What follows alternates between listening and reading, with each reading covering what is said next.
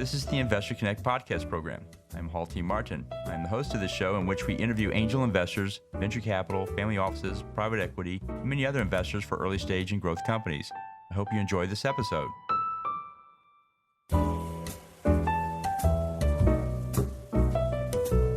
Well, hello, this is Hall Martin with Investor Connect. I'm the host of Investor Connect, Hall T. Martin, where we connect startups and investors for funding. Today we have joining us Ariel Evans, CEO founder at Cyber Innovative Tech and client of 10 Capital. Ariel, thank you for joining us.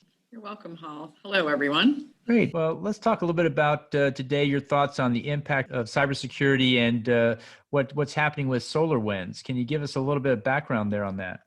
Sure, absolutely. So first of all, SolarWinds is a very significant issue that we are facing today, and it's something that's been overlooked for quite some time, but now it's coming front and center because it's impacted over 18,000 companies, particularly all of the U.S. federal agencies, as well as the Fortune 500. And SolarWinds is a vendor. They're a third party who produces software. The software they produce, though, is what's important, and the context of what they do in terms of what they do digitally is important. So SolarWinds is actually monitoring and managing the infrastructure and the firewalls of an organization. And so what that means is that your entire infrastructure of your organization is in scope if there's something wrong with SolarWinds. What happened with SolarWinds was that they did not have a type of program that permitted the ability to have vulnerability scanning and penetration testing done on their development environment. Can you think of what SolarWinds, what's important to know about SolarWinds is that they provide patching every cycle to the organization that has their software. And if there's something wrong with that patch, then that patch is going to have malware in it. And that's exactly what happened in the instance of SolarWinds. So now what you have is a situation that's probably taking a number one position to the NSA hack that happened a few years ago, where this is now in every single federal agency and in every single Fortune 500, and they have to go back in and do forensics to see what kind of backdoors these guys left. So we need to understand cybersecurity in context is my point. And if we don't understand what SolarWinds is, they're not a cloud service provider. They're not storing and processing your data. You don't need a SOC 2 report. What you need to understand is what the heck these guys do. And then you have to look at that in the context of what could go wrong, which is that their entire software development lifecycle could be a mess. And frankly, it was, obviously, if this happened. So that's what we're focusing on in cybersecurity, is cybersecurity in context of digitization and how it impacts an organization from a business perspective.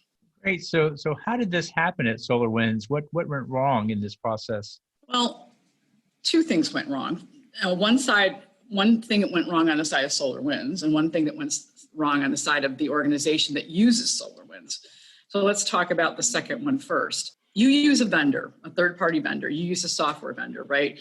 What do? They supply you with patches to update the software to make sure that vulnerabilities are not exploited. So in the case of the vendor management program of the organization, they were not looking at SolarWinds in the true context of what it did. They were looking at it very, very haphazardly. They were not seeing that this was something that you needed to check the actual ability to protect the development environment. So SolarWinds, what did they do wrong? Well, they didn't establish a good governance program around their secure software development. They did not pen test their development environment. They did not do vulnerability scans on their development environment. And therefore, this was a very sophisticated attack, actually, that was well planned. Whoever did this was quite genius, frankly. What they did was they said, okay, goody, how can I get at the entire federal government and the entire Fortune 500? Well, I can go in through a third party to get to them. And that was their motive, was to get to these organizations so that they could then exploit these organizations, either steal data, intellectual property, ransom them, whatever their nasty, nefarious activity would be. SolarWinds needed to have a good SSDLC and governance structure in place around their development environment, which they didn't have. So we need to look at this in the context. You've got the responsibility of the software vendor, and you've got the responsibility of the organization that uses the software vendor. And they are not mutually exclusive. They're interdependent on each other, frankly. And we're not looking at it that way. We're looking at like, okay, let's just look at a checkbox report and see what they did. That doesn't work. And SolarWinds is a prime example of what can happen when you do that type of behavior. It seems like a lot of major hacks occur because they went through a third-party vendor and not directly through the company. Everybody's looking at the company, but nobody's looking at these third-party apps or programs. Is that a common situation, and what do you do about it? I think there's two parts to that. One part is that there's no way that you can slide under the radar when something happens between you and a third party. It is reportable. And there's no way you can not report it. There's a lot of things that happen in a company that don't involve a third party that people say, well, don't ask, don't tell, right? We don't have an obligation to report a business interruption. Until now, the laws are changing, but in the past, they didn't have that obligation, so why report it? So if you got ransomed, maybe you wouldn't report it. If you had a DOS attack, maybe you wouldn't report it, right? So the context of this is that third parties are more visible, right? So we had Target, they were the poster child of bringing cyber into the boardroom. Why? Because they had an HVAC vendor that they had that gained unauthorized access to the organization through the misuse of credentials, right? So that was one of the first attacks that became on the front page of the Wall Street Journal and the Washington Post because it was so prolific. And it shined the light on the third-party relationships between organizations and their vendors. And so that's been something that's been monitored, and there's a lot of data on that. We now know that 63% of reported data breaches are due to third parties. But one of the reasons for that is because it's required that you have this monitoring relationship. With that said, though, think about the whole idea of the cloud first, right? What is the cloud? It's a vendor, right?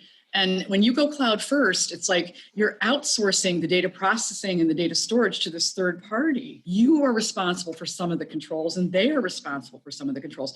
And that dance is not well understood at all. A lot of folks think, oh, I outsourced it to the cloud. No. You didn't outsource your risk. You just moved things around a little bit. The other aspect of that with the third parties is when you're looking at what they do for you, what's the context of the third party? Because you've got cloud service providers that are processing and storing, and then you've got third parties like SolarWinds. They're a technology vendor, they're a system vendor, they're providing you a system. So their cyber responsibility is around the integrity of the patch, right? Making sure that there's no nefarious malware in that patch. So we have to understand, again, the context. So vendors, yeah, we see a lot of this, and I just explained why, but also think about the fact that you integrate, right? So you're sending data to a data processor. They're processing it on your behalf. They're sending it out to your bank so that the bank can go ahead and do the debits and credits. So you've got this whole supply chain, distribution chain that is dynamic and integrated with third parties. So this is how business is done today. And it's not just you as an island doing business. No, you're taking data here, you're moving data there, you're processing data there. It is very dynamic and it is very interdependent. Do you think we'll see increasing federal regulatory over this area based on this and other hacks like it? I've been following this for the last few years. No, I wish. Why not? Well, the states, like the COVID, let's take that as an example. See how the states have authority over COVID and who gets vaccinated and how they get vaccinated. It's the same thing with privacy. Right now, you're seeing more and more states enacting privacy laws. As a matter of fact, yesterday, Virginia enacted their privacy law. Go Virginia.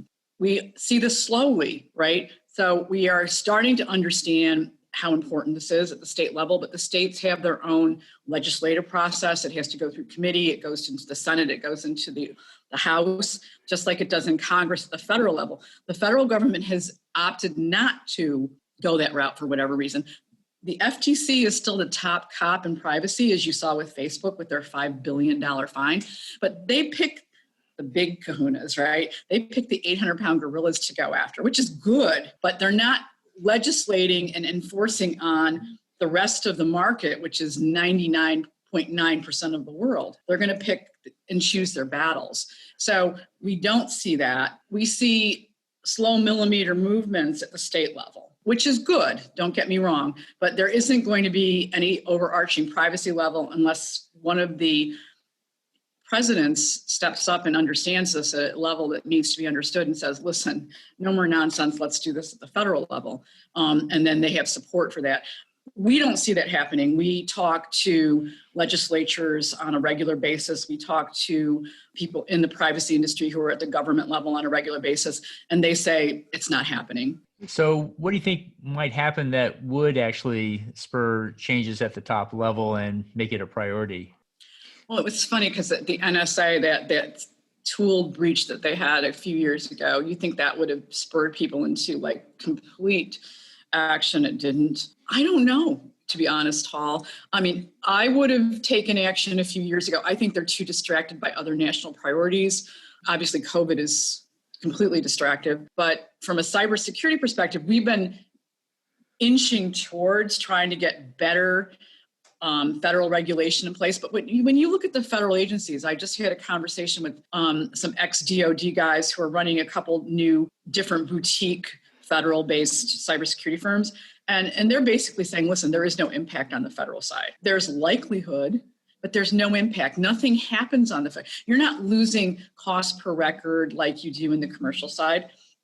There is civil penalties, but they're not enforced. So it's like, what's the downside? There is no downside.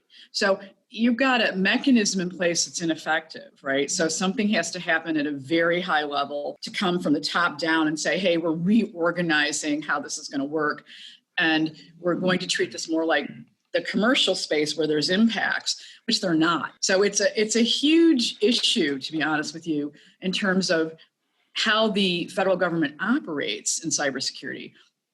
And we would think that they would have the highest level, which unfortunately, according to everyone that I've spoken to and what I've seen, that's not the case, which is unfortunate.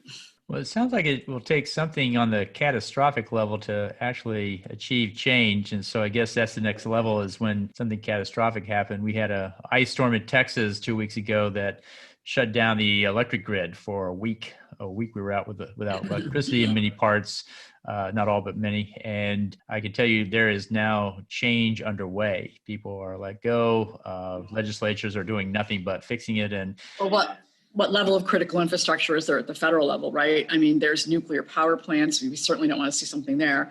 That would be absolutely disastrous. You know, the electric grids are not federally regulated. They're not at the federal level. So what does that mean? Like, what's the critical infrastructure that would impact it? To me, it's the financial system itself. We've already had not a cyber attack on the financial system, but a physical attack on the financial system with the World Trade Center. I mean, that devastated the whole Wall Street economy for years. And it's still working on, recovering from that.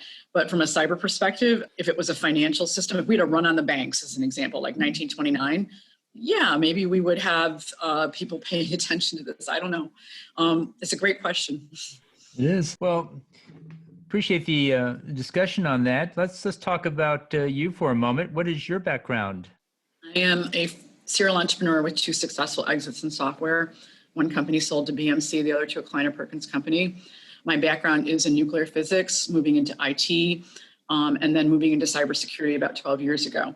I moved to Israel 7 years ago to work with the innovative companies and got very interested in this area that I thought was underserved, which is CyberRisk, and wrote a book about it, did 3 years worth of research, and then started to develop a solution around it, which is why we're talking today.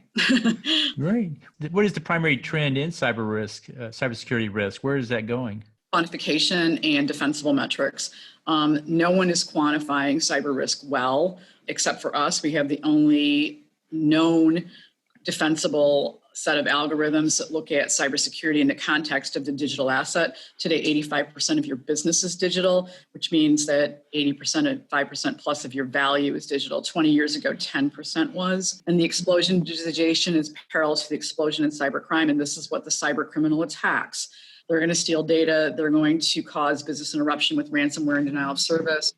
And they're going to cause you regulatory fines based on the type of data you're processing and storing in the systems and technologies. So if you look at it from a digital perspective, you can quantify it accurately. And when you can quantify it, there's a lot of use cases that come out of it. Prioritization, insurance limits. So we service both the insurance industry and the corporate industry, as well as the vendor community. So we have quite a broad level of service because everyone is impacted in a slightly different way, but they're impacted nonetheless. And then you can prioritize your cyber program. It's very hard to understand when you have a vulnerability threat or an incident where you should start if you have multiples. And companies do. They don't have just one, they have multiples. So how do you prioritize? Where do you start? What kinds of risks do you accept? What kinds of risks must you immediately remediate? How does that look? And how do you communicate that very high-level cyber jargon to a board of directors who has the fiduciary duty to protect those digital assets? You have to do it in language of metrics. And this is what we provide for companies. It's a way to level the playing field, to connect the technology people and the decision makers so they can see data the way they need to see it and to ask the right types of questions. Well, I assume if you understand the risk, then you'll be able to mitigate it. Is that true? If you have a certain score, you know what to do to fix that? You'll know what to do, but the question is priority again. You only have so much budget and so much resources. So you have to be mindful and do it in a very strategic way so that you're getting the most for your money. And this is something where we see companies doing percentage of IT spend for cyber budgets. We think that's not very effective. And the reason that's not effective is because one has nothing to do with the other. You need to look at it in terms of risk mitigation and understand what level of risk is acceptable to you, and then reverse engineer the budget back to what makes sense for your company and how to get to where your goal is. And that's what we allow companies to do, is to understand the return on investment on their cybersecurity program, their people, process, and tools, and to be able to look at that as an asset and not a cost center. This is a big mistake that companies are making, but this is how the industry has evolved, and we're here to change that because you've got to do something different. And what you need to do differently is understand that this is a value to you. When you look at protecting the business, it's a value to you. It's going to increase your stock price. It's going to increase your ability to acquire companies and understand how they fit into your strategy and your infrastructure from a cyber risk perspective. So this is an important part of what we do. Do you ever think your quantifiable metrics would ever become a marketing tool, just like people's social impact metrics often help a company sell and become a trusted brand? So their cybersecurity metrics would also do the same thing? They already are. We do have customers that are using that, exactly that, to show return on investment on. So say they sell 65 different cybersecurity tools, right? It's like, okay, which types of risks do they reduce? If you have an IoT credentialing tool, it's going to reduce IoT access risk. Okay, what's the return on investment on that? And how can I go back and make a business case out of it? Absolutely is one of the things that we are very committed to doing for companies because we think that is the future. And so after the SolarWinds hack, what do you think will happen in the next 12 months? Do you see any changes of any kind coming up? Yes, we're seeing them slowly. So there's been 4 new regulations that require vendor risk management programs: CCPA, GDPR, New York State Part 500, and NAIC. They are saying you have to have a vendor risk program in place. What we're seeing is that they have to understand what that means. They have to understand the context of what you need to do. And we are providing that with our VRisk solution. So we show you, okay, what type of vendor it is. It could be multiple types. It could be a cloud service and a system and a processor. We don't know, but the question that we will ask is appropriate to that level of what the vendor does for you digitally. And then you can decide how to protect and how to work with the vendor. Vendors are partners. You must dance with them. I throw the ball to you. You catch the ball, right? It's like, okay, now I run with the ball. Now I throw the ball back to you. It's like, it is a dance. It's like the Super Bowl. It's like you have to, without J-Lo, unfortunately. It's like the Super Bowl where you're like completely competing against the other team, and you're moving and they're moving and then you're moving back. And it's like, and it's cool. I mean, cybersecurity is fascinating. It's my husband doesn't like it. I don't get it. It's like, I think it's so amazing. It's like, I could talk about cybersecurity till the cows come home. I talk to him about it and he falls asleep. It's like, I don't get it. But, where I see it going is it's going to blossom. It's going to get context around it. It's going to get thought leadership. It's going to get understood by the business. There's so many places that this can go. It's not just about point solutions. Oh, I've got a firewall. Oh, I've got a SIM system. Oh, I've got a VMS. Great, you need those. Absolutely. They are identify, protect, detect, respond, recover. Absolutely have those. But what you really need to know is how this impacts you from a business perspective. And that's what we're here to do. Well, great. Well, in the last few minutes that we have here, what else should we cover that we haven't? What else should we cover? So I guess maybe a couple of things that are interesting to investors. We are working with managed security service providers to align with their offerings to their current customers. And we're becoming an additional layer on top of them to provide them with business process automation on security assessments, the risk management protection piece, of course, the quantification, which is important, and all the use cases that VRisk provides. And this is an area that we've been committed to for the last 6 months. VRisk is now looking at AI and looking at use cases that are going to be pivotal to the executives to do natural language processing. In other words, I look at the Wall Street Journal, I say SolarWinds, oh gee, what does that mean to me, VRisk? VRisk says, George, don't worry about it. You don't have SolarWinds in your digital asset inventory, you're good. Or George, call your attorney, disconnect all your systems from SolarWinds, call your forensics team, call your cyber insurance company, and take a deep breath. You need to deal with this, right? We are going to be advising from a risk advisory perspective, those that need to understand this clearly and concisely in a language that they can understand. We're also going to be looking at the loss events in terms of predictability. When you look at Equifax, it's over $5 billion worth of loss, $1.4 billion from the short tail, right? The cost of the record, the number of records, and the business interruption losses. The long tail is the legal side. It's the class actions. It's the attorney general coming at you.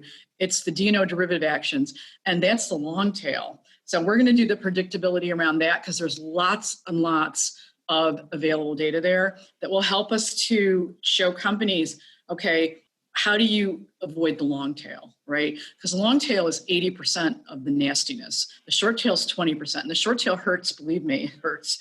But the long tail is going to hurt more. And you got to look at this in perspective. So we're going to really hit the ground running with that. We're excited. We're looking for the right investor.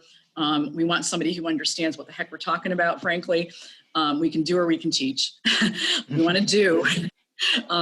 So thank you, Hall, very much for having us. Well, great. So how best for listeners to get back in touch with you? I'm available, of course, on email. That's the best way to get a hold of me because I'm usually running behind on emails, but I will get to you. It's Ariel at cyberinnovativetech.com, or you can call me on my mobile phone, which is 610-334-6914. I prefer the email because then I don't lose you in the morass. Thank you very much. Great. We'll add that to the show notes. I want to thank you for joining us today and hope to have you back for a follow-up soon. My pleasure. Thanks so much, Hall. Investor Connect helps investors interested in startup funding. In this podcast series, experienced investors share their experience and advice. You can learn more at investorconnect.org.